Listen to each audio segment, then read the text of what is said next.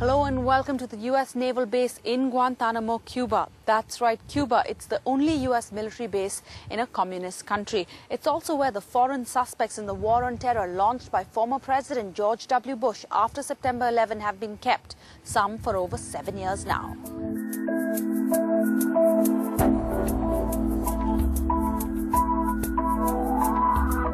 On first impressions, the detention center in Guantanamo Bay, Cuba, could be anywhere in suburban America, with lush vegetation, manicured lawns, and even its own McDonald's. The only one in communist Cuba. Unlike jails in India, the infamous Guantanamo is open, airy, and fastidiously clean. It's also a stark contrast to the image the world has of this place, a dark hole where hundreds of people were tortured between 2002 and 2004, and hundreds are still being held without being charged. This is Camp X-Ray, the first camp to be set up in Guantanamo, where the now world-famous pictures were taken of the orange suit-clad, hooded detainees shackled to the ground after they'd been brought here after 9/11 from all over the globe. Authorities now say that Guantanamo is very different. Now they say it's a model camp.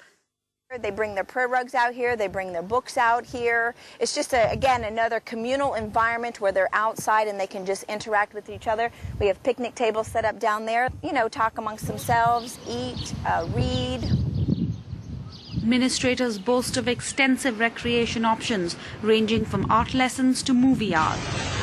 Great. It's really their own decision on what level of compliance that they maintain, of how much time out they got. Some of these folks are content to be, constantly breaking the camp rules and, throwing human fecal matter, body fluid cocktails on the guards.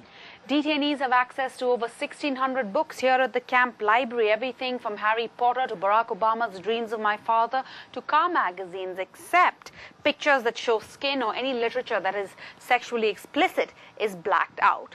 Harry Potter's first kiss, though, was allowed to stay. In the sparkling kitchen where the prisoners' meals are made, the choices are varied. The diet is excellent, even fattening at over 4,000 calories a day.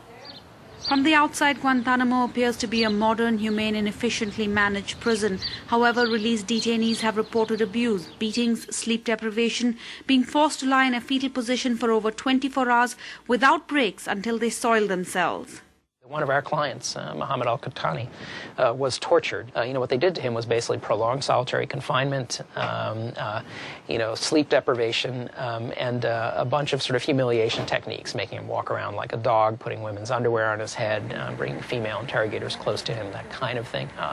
Just about everybody else at Guantanamo experienced that sort of thing in 2002 and 2003, maybe to a lesser degree than Muhammad al-Qahtani. But at some level, everybody they interrogated was subject to sleep deprivation, prolonged solitary confinement. 775 detainees were brought to Guantanamo by the Bush administration after it launched its war on terror in response to 9/11. Almost 500 were released in 2006 without charge, and approximately 229 remain with an uncertain future.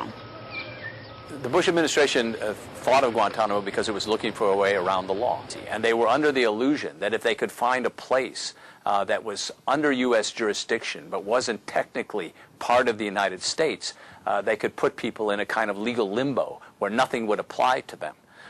And that's why they chose Guantanamo.